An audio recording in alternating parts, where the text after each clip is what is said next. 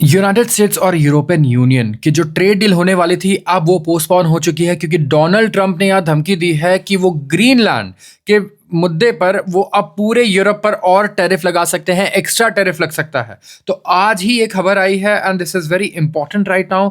इसके अलावा इसके ऊपर रिएक्शन भी अभी सिर्फ यूके के पीएम का आया है एंड उनका कहना है कि ये जो थ्रेट है ये बिल्कुल गलत है। इसके अलावा डोनाल्ड ट्रंप ने एक और बड़ी चीज अनाउंस कर दी है यहाँ पे एंड वो है कि वो एक नया बोर्ड ऑफ पीस बना रहे हैं, जैसे कि यूनाइटेड नेशन सिक्योरिटी काउंसिल है या फिर नेटो है। अब उसका एक ऑल्टरनेटिव बना रहे हैं बोर्ड ऑफ पीस, जो पता नहीं यूनाइटेड नेशंस के सिक्योरिटी काउंसिल जैसा होगा या नेटो जैसा होगा। एंड ये चाहते हैं कि नेशंस अगर इस पे आना चाहते हैं तो $1 बिलियन ये पे करें इनके नए बोर्ड ऑफ पीस पर। तो वी हैव टू नो कि ये क्या है एंड ये पूरी तरीके से मैं कहूँगा जो इस टाइम पे जियोपॉलिटिकल अलाइनमेंट्स हैं इन्हें ये चेंज कर सकता है और बहुत ज़्यादा डीप इम्पैक्ट क्रिएट कर सकता है इस टाइम पे कंट्रीज़ के इकोनॉमीज़ पे एंड उनकी पॉलिसीज़ पे।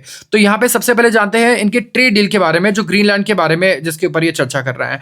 तो यूएस प्रेसिडेंट के डोनाल्ड ट्रंप ने वार्निंग दिया यहाँ पे कि ये इम्पोज करेंगे टैरिफ डेनमार्क पर और दूसरे यूरोपियन कंट्रीज़ पर over cell of Greenland. Yes, तो यहाँ पे इच्छा जताई थी यूएस ने और डोनाल्ड ट्रंप ने कि वो ग्रीनलैंड को ऑक्यूपाई करना चाहेंगे। तो या तो वो शांति से आ जाए इनके पास या तो उन्हें मिलिट्री एक्शन लेकर के कब्जा करना पड़ेगा, इस तरीके से उन्होंने इम्प्लाई किया था। एंड इस पर काफ़ी क्रिटिसिज्म भी हुआ, यूरोपियन कंट्रीज ने क्रिटिसाइज भी किया इन्होंने किया इस बात पर। तो यहाँ पे यूरोपियन यूनियन ने जो कहा है, इन्होंने कॉल किया है for a pause to the ratification process of EU US trade deal announce back in July 2025। जो वाइस प्रेसिडेंट है यूरोपियन पीपल्स पार्टी के, इनका पोस्ट आया है एक्स पर, इन्होंने कंफर्म किया कि अब हमने पॉज कर दिया, रोक दिया है रैटिफिकेशन प्रोसेस को और कहा कि we are suppose to ratify EU-US trade deal, European Union और यूएस के बीच में जो ट्रेड डील है from last July very soon. Tariff यहाँ पे रिड्यूस होंगे इंपोर्ट्स के लिए from US into European Union to zero. Yes, US से जो भी सामान यूरोप आएगा उस पर जीरो टैरिफ लगेगा, इनका कहना था। लेकिन जो in light of recent developments हुए हैं, रैटिफिकेशन को अब वेट करना होगा एंड इस कॉन्टेक्स्ट में हमें और ज्यादा रुकना होगा। तो डील किसके तरफ से पॉज पे गई है? यूरोपियन यूनियन की तरफ से, ना कि डोनाल्ड ट्रंप की तरफ से। लेकिन डोनाल्ड ट्रंप ने यहां पे धमकी दी थी कि वो टैरिफ लगा देंगे ग्रीनलैंड के मुद्दे पर।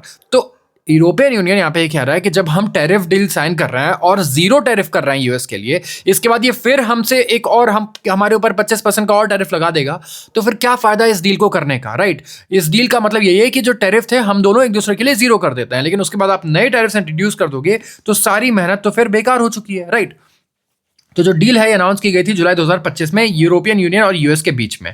27 मेंबर स्टेट्स हैं यूरोपियन यूनियन में और एक बायलेटरल फ्रेमवर्क बनाया गया जहां पे टैरिफ और ट्रेड वाले सारे इश्यूज को कवर कर लिया गया। तो ट्रंप का जो रीसेंट पोस्ट आया था ट्रुथ सोशल, एक सोशल मीडिया प्लेटफॉर्म है जो डोनाल्ड ट्रंप का ही है, तो यहां पे इन्होंने थ्रेटन किया कि ये डेनमार्क और दूसरी यूरोपियन कंट्रीज पे टैरिफ लगाएंगे अगर ये अग्री नहीं करते हैं टू सेल ग्रीनलैंड। यस, तो अपने पोस्ट में इन्होंने क्लेम किया कि जो मूव है it is very necessary for national security.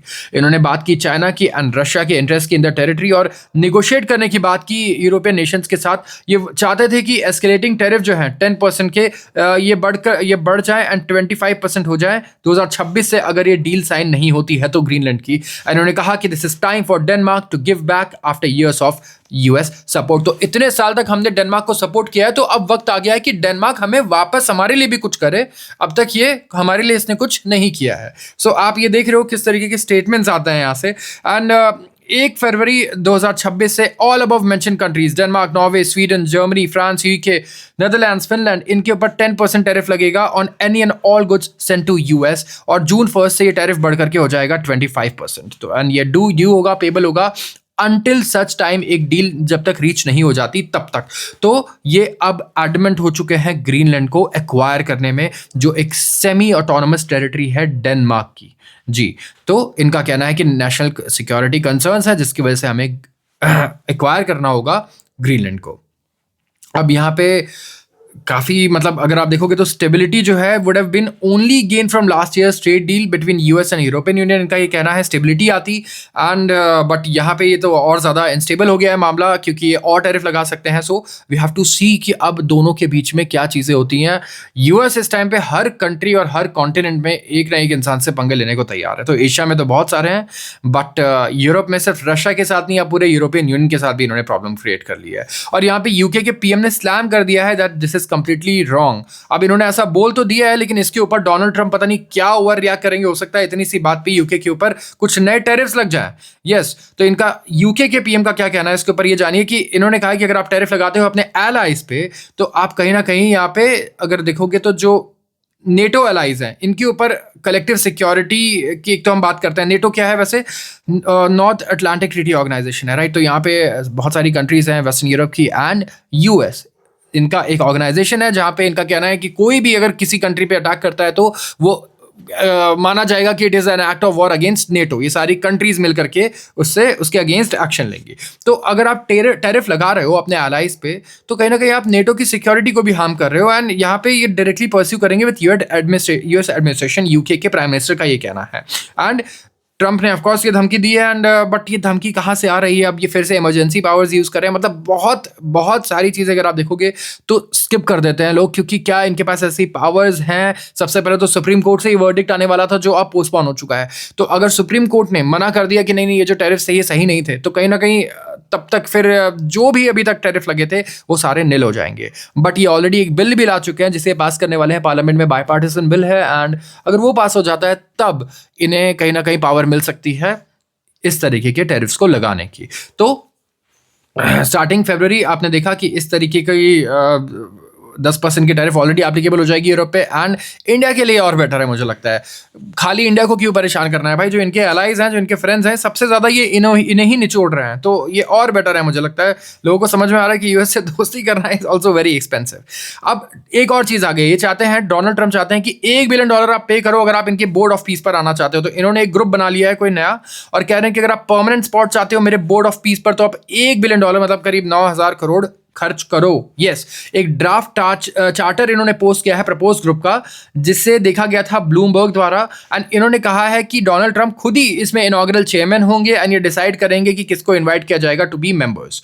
जो डिसीजन है वो लिया जाएगा बाय मेजॉरिटी, विथ हर एक मेंबर स्टेट जो है वो प्रेजेंट होगा जिसे एक वोट मिलेगा, लेकिन सब कुछ चेयरमैन के अप्रूवल से ही होगा। तो बेसिकली चेयरमैन जो है वो ही डिसाइड करेगा मेजर चीज़ें। तो हर एक मेंबर स्टेट जो है वो सर्व करेगा a term of no more than 3 years। इस चार्टर की एंट्री जब से ये शुरू होगी तब से, and subject to renewal by the chairman.